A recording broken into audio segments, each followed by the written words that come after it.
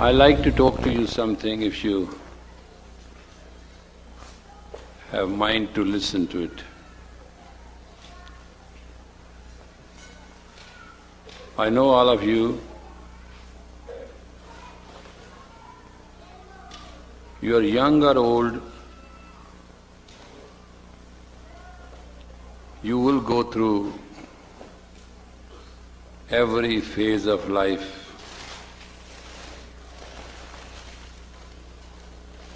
With all the energy you have, there will certain things which will happen to you.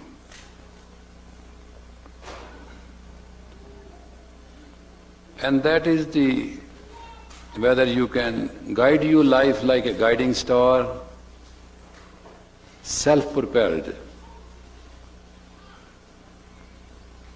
And I definitely know that each human being who is alive wants to have control.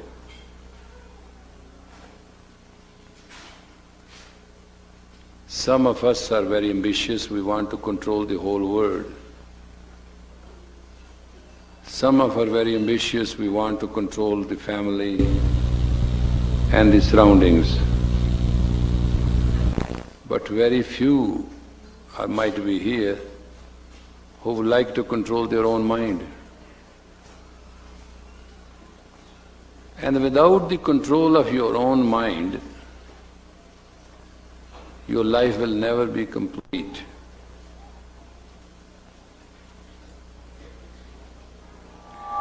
I'm not very worried whether you are very spiritual or you are not. I'm not anxious to sell you the religion, because the only thing you can rebel against is religion. Because rebelling against religion is not rebelling against any particular dictate or doctrine. Rebelling against religion is to rebelling against your own discipline. It's a very easy syndrome to express that you have no faith. It's very easy to express you have no direction. It is very easy to make a statement that you have no reality. And these days, religion is not precious to people, because self-discipline is not precious to people.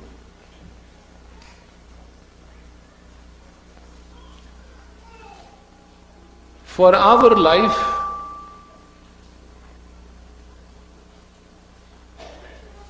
what we get out of a religion, what we get out of a reality of our life or our own discipline, we think it gives us nothing.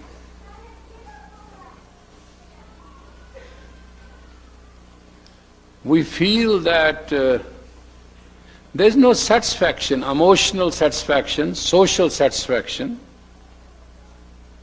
or personal satisfaction by following a religion.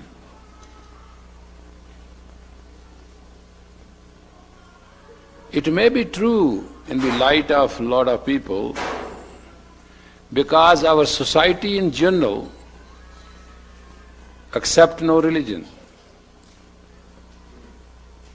Our society in particular give no satisfaction for the religion. And people are very confused about religion. What is it?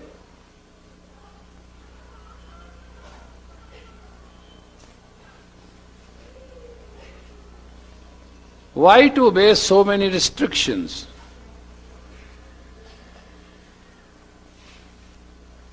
Why to follow certain laws? Why to respect somebody? How come somebody knows better than me?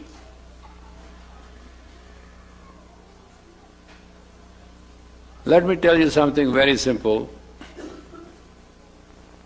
You have actually nothing to offer to yourself without your own discipline, and not experiencing your own mind and your own discipline and your own wisdom within you. your life is as hollow, shallow and empty as you can name it. You are just a can.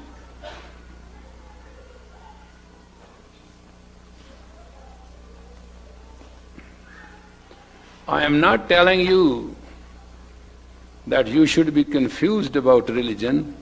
I am honestly admitting today that I have the experience, including myself, that being a religious man, people are confused. I have seen religious people confused, useless, helpless, and hypocrite. I have seen religious people just knocking against the wall like a blind man, not knowing what they are doing, what they want. I'm not talking of the religious person who has a couple thousand people to follow him. I am telling you of a religious person to whose name 10,000 people get up in the morning and bow before they start their day. 100,000 people get up in the morning and bow their day. If I'm talking of a person who is considered as a living God, even that living God is confused. Religious word is not for everybody, but it is for anybody. You do not become religious because you want to be. Religion is not anything other than a science of reality, and it is not reality about God. It is a reality about yourself. The religion has been so interlocked and so confused. Ultimately what happens is that there is a religion, and religion become a group of people who put together themselves and work it out. And by doing so they become power, they become political power, they become social power, they become economic power. And that power is always used, misused, exploited, understood or misunderstood. But actually that is not religion. Religion is when you experience within you your very self, your very discipline. Religion is a reality when you can master over your own mind. Not because I said it, not because somebody said it. When you take guidance from everybody and finally you take, it awakens you to the point. It awakens you to the point that when you start taking guidance within you, and that guidance is not environmental and circumstantial. That guidance is infinite. I would not have grown beard, doesn't matter if the whole world have told me to do so. But not a single person in the world could answer me why the man grows the beard. And why human skull has the longest hair. That was my question I asked every teacher I met. And only one person could answer me, and I accepted him as my teacher. It is not that I never went to religious people. I went to people religious who could lift themselves on the ground just to show me of how powerful they are. And I laughed. Because aeroplane can lift itself right with a few gallons of gasoline. It's not a big deal. People who could read a message without anything. Wireless can do that. People who can know what nobody can know. Interpolarized message system which can be developed in sending the beam and getting the answer can exactly do all that. Things we have developed in the science and things we'll develop in the science. But that doesn't make any sense. Whether we have a control over our mind to direct our emotions and our passion or not, there are two things which are your worst enemies and without which you are not alive either. It's the emotion, the feeling, and they are your own.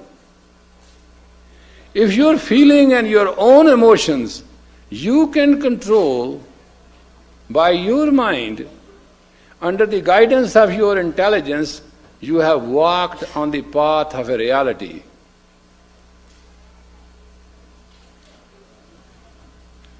And if this path walking can reach you to a destination where you can understand with your own mind, your own consciousness, and that intelligence follows the consciousness, you have reached what is called in simple English God.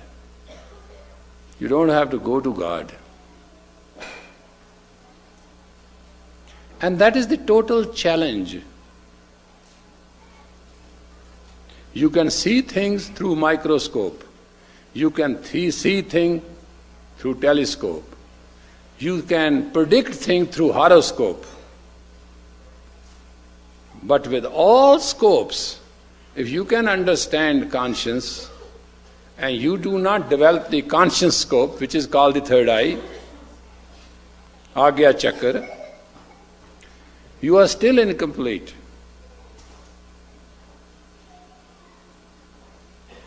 I'm not here challenging you who you are.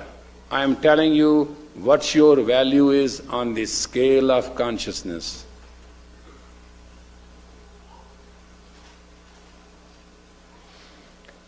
Therefore, in our heart we have a place for the words of the Guru.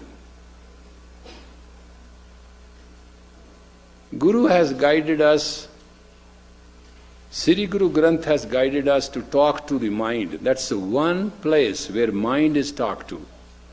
Identity of the mind is established as your own identity. And there are thousands and thousands of shabads which do talk to the mind.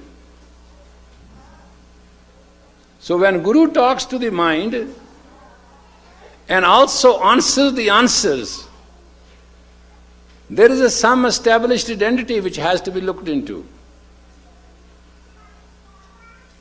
After that, Sri Guru Granth tells you about consciousness,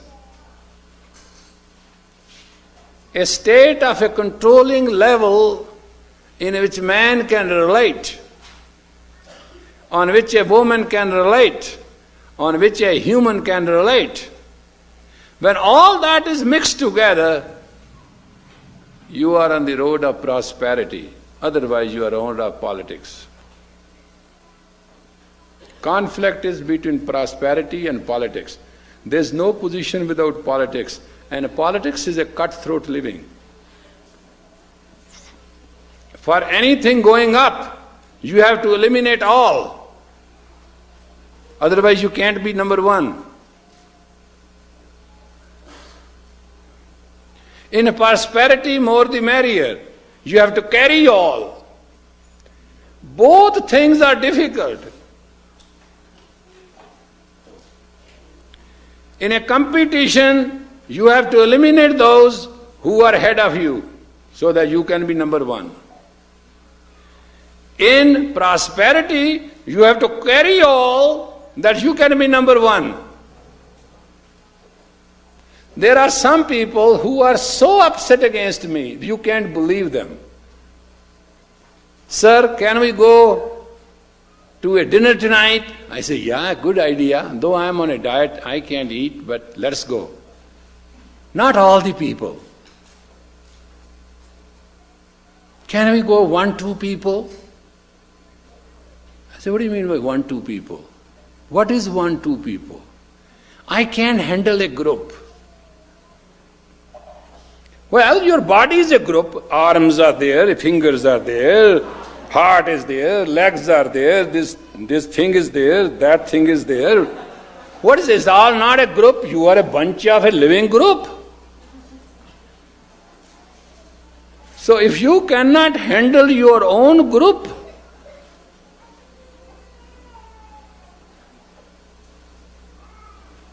what is a group? No. Real thing is one-to-one.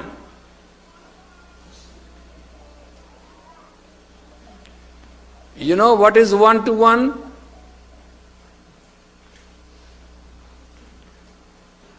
One-to-one is a very rare state in which consciousness only intermerges with the consciousness. Otherwise, everything in this world we live through is exploring. Nobody knows anybody. Nobody will ever know anybody. As you cannot know God, you cannot know another human being. All you can do is explore.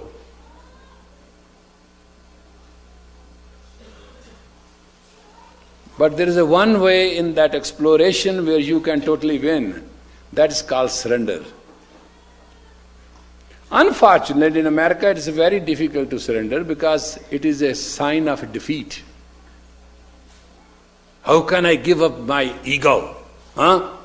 Why should I listen to anybody? Well, when you take copper and nickel, put it together, you get out of it white brass. Understand? And then you burn the white brass, you can never split copper and nickel back again. It becomes one. That is called one-to-one basis. You all want one-to-one basis, but you are not willing to go through the heat of it. You know how crooked you are? You want to control each other on one-to-one basis. I control you, you control me. God knows who controls who. That is not one-to-one. One-to-one is when neither you exist nor I exist. The one exists. When two elements meets together, a third element is formed. That is called the one element. Two always make one. That's a law of nature. That's a law of God. Man and a woman meets to produce a child. That's the law of one. You and I meet to create one. One is a very special science on which the entire Sikh walk of life is based. It starts with Ik Aonkar, the one creator of this creation. But how to reach that one? By amalgamating the self. When I and you meet into one, then the one, the unknown one will live. Neither you will live, nor I will live.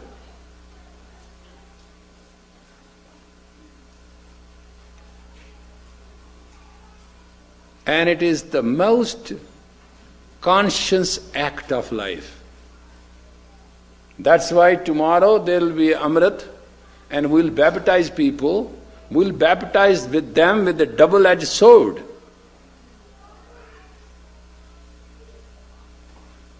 What we are telling them, the sharp of life is towards the dark and towards the light. It is both ways the same. And you are the center of it. You are the theme of it. You are the not product or byproduct or project or persuasion of it. You are a living identity.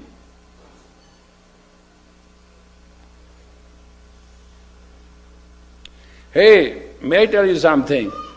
Some of you want to be rich, some want to be poor, some want to be free, some want to enjoy life as you want to.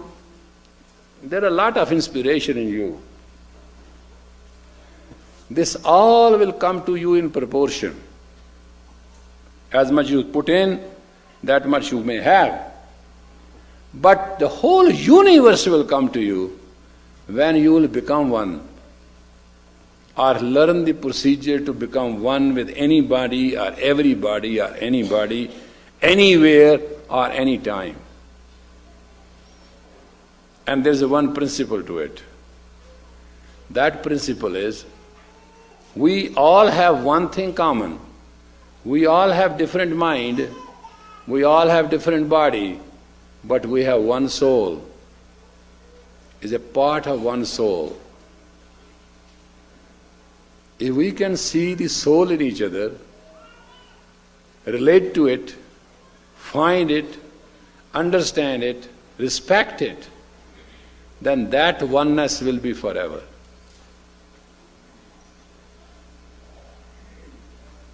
You have to learn to respect other creation,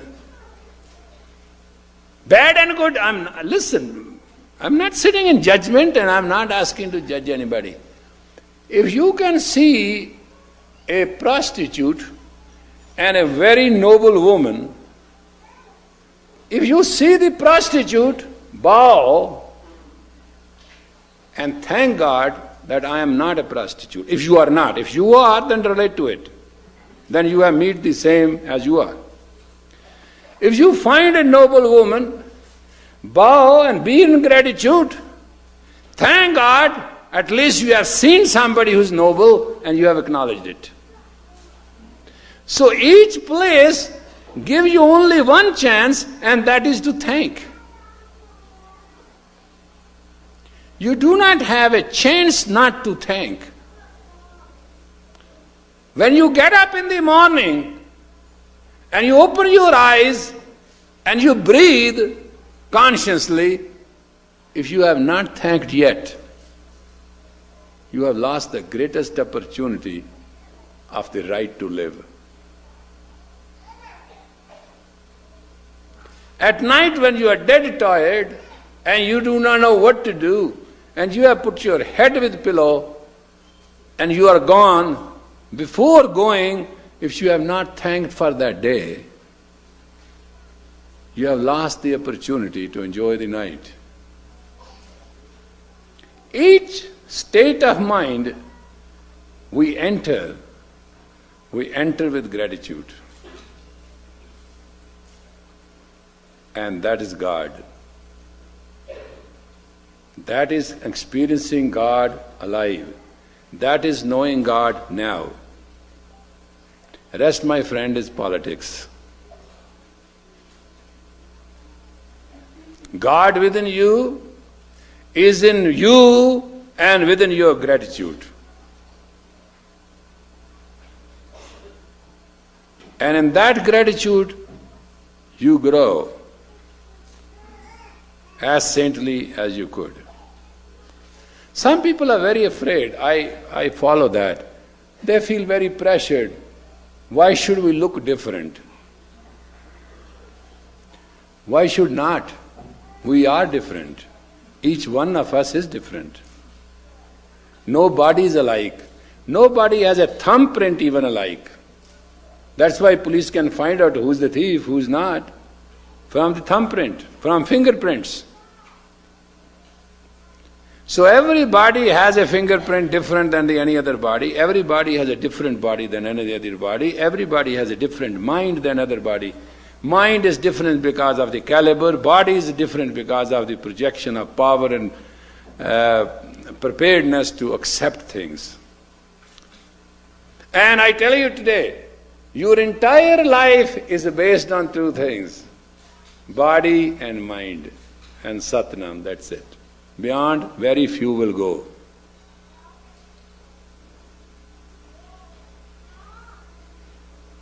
But you are one group of people who are supposed to be walking towards your own soul, about your own spirit, consciously. That's why I'm not reminding you of the body. I'm not giving you lecture how to be healthy. You can be as healthy as Samson. And mind-wise, you may have the mind of anybody you can name. But if you have not the light of soul shining around you, you shall be confused.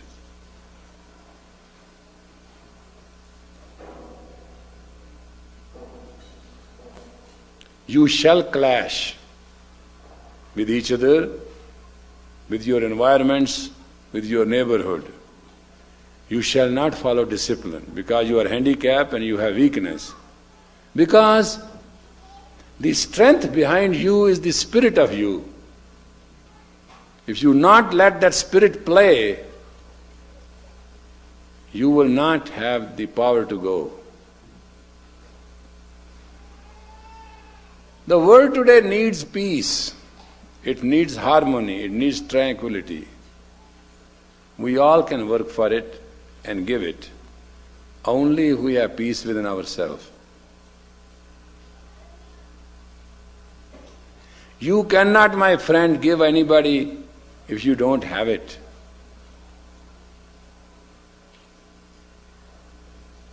You cannot give anybody satisfaction if you don't have it. If there is a glass, this one, I got one here, suppose this glass has nothing in it, it can't give it anything. All it can give me is glasshood. But if this glass has a water in it, then this glass can give itself to me with water, which I can take. You understand this simple example? You all want to take everything. Remember this law. You cannot take until you do not give. If you do not know how to give, you will never be in a position to take. And if you do, let us see, there's a place, right? If you do not make some space and do not empty something, where you can put the other thing? The problem is you all get drowned because you take and take and take and you have no place, here you go. You don't have the capacity to take. First create the capacity to take, then take. And the law of capacity to take is first give. Because govern the world by the law. Law of vacuum is there is no vacuum. When you create the vacuum, things will come in. I tell you right now, if you ask, hey, who are you? I'm so and so. How are you doing? Fine. What's your age? 32. Are you single and married? No, I have a girlfriend. The whole interest is lost.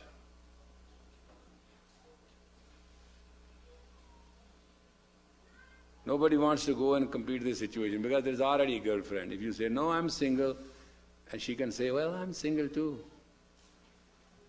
Two singles can meet, two engaged cannot meet. Two engaged shall cross each other. Therefore, please understand, if we get up in the morning, we do sadhana. We don't do sadhana to please anybody. We do sadhana to please ourselves. We, in the morning, work on ourselves. We want to know ourselves. We prepare ourselves. And that is the way to go. Some of you are very deadly against Bana, and that includes those who are very near to me. These days I am not well, I am recuperating, and I am not working, and I am in a very painful state of mind when people who are supposed to support me come with the funkiest dress. I can't believe it. Within my lifetime, I'll see this joke. Because when you do not wear Bana, all you are communicating in a very simple way that I am freaking out. It's a body language. Because I know the day I cannot tie my turban properly, I know I am not mentally right. It is called prava. It is a state of radiance, it's a state of appearance. How you want to appear. And mostly we want to appear attractive and funky. We want to appear attractive to satisfy our sensuality, and funky so that we can have a romance. It is called mental prostitution under the subtitle to have a hook or a harpoon in other bodies' mental activity to evaporate or collaborate into the mental thought form to exploit the other human being. And all you this fashion and blah, blah, blah is nothing but the playing of the game of the mind to live at each other.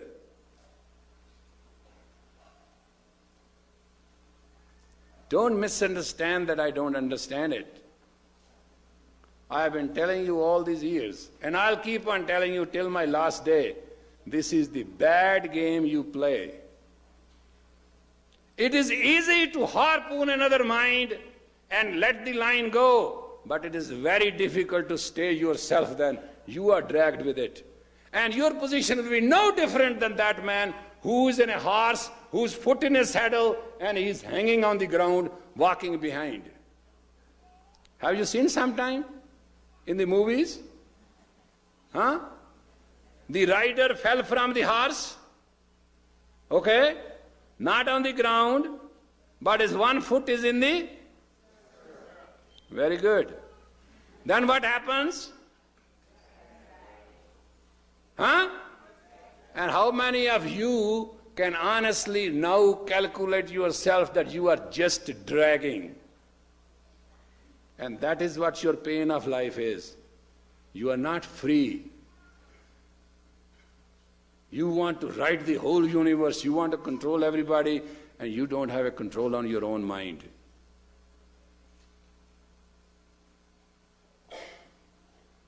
That's the painful state.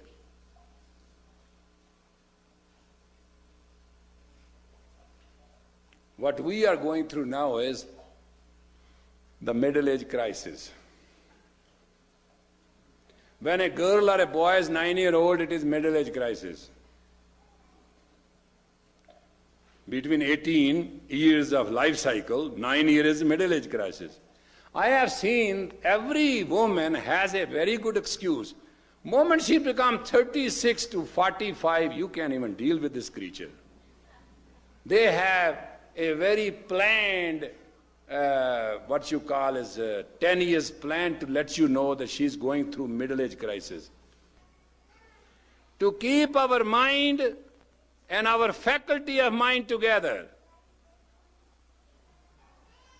and not take the excuses under middle age crisis, under old age crisis, under early age crisis. The idea is when you want crisis, you have them, doesn't matter under what age, time, space and circumstances you are. You have the right to create harmony and you have the right to create crisis. Nobody creates for you. You create them, you will live with them, and you will bury yourself with them.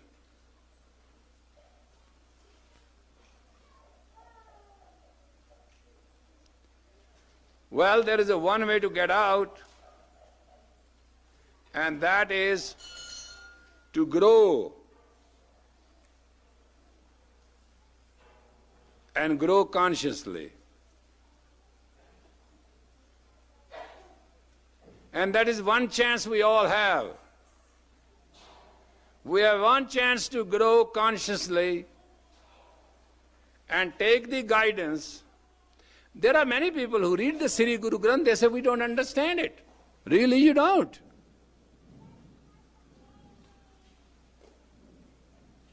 Because Sri Guru Granth does not tell you not to take ice cream.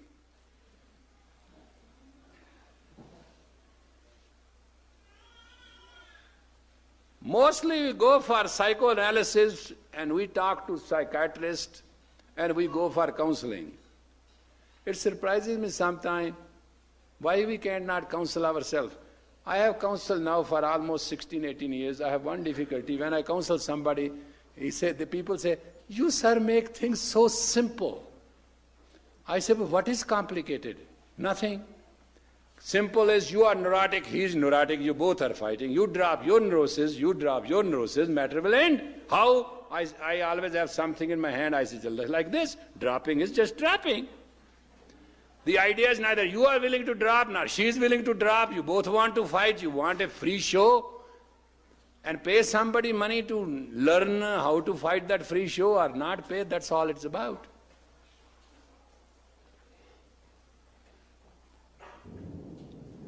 Life has a simple rule. You want to live it or you want to mess it.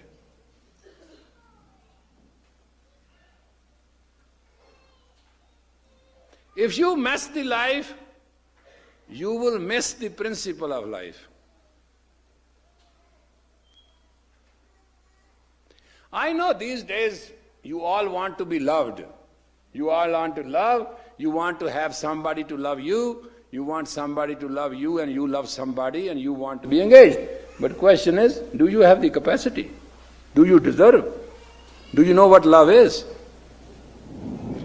Or you are chasing your own, what you call as mental thought, mental state.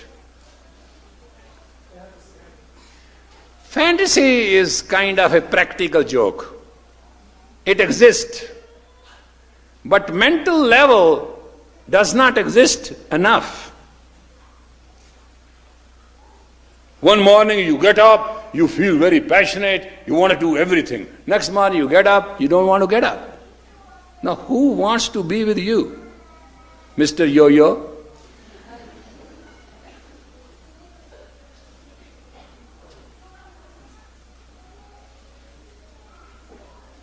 The problem we are going through right now is that each one wants this sport without knowing what sport means. The whole world may give you sport, but if your own mind shall not sport you, you will not be in a position to do anything in life.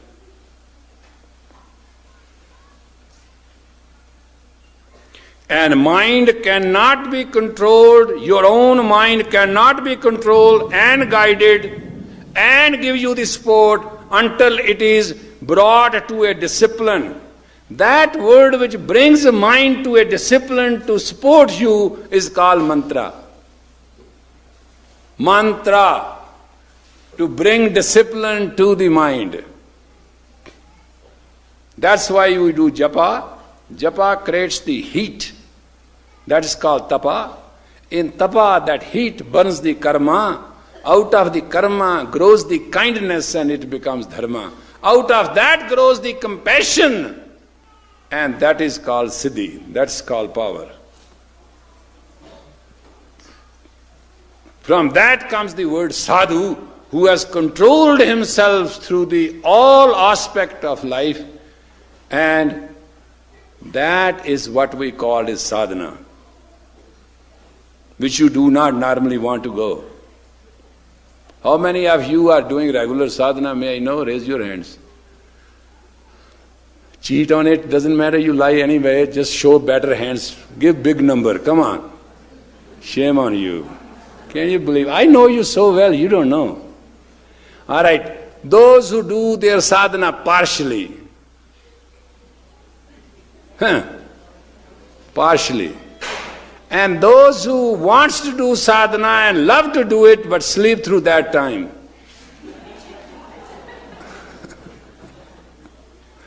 I thought on this issue you all can raise your hand. Well, we have one kriya to do. After that, we'll be free for the day. And that will be my gift to you, okay?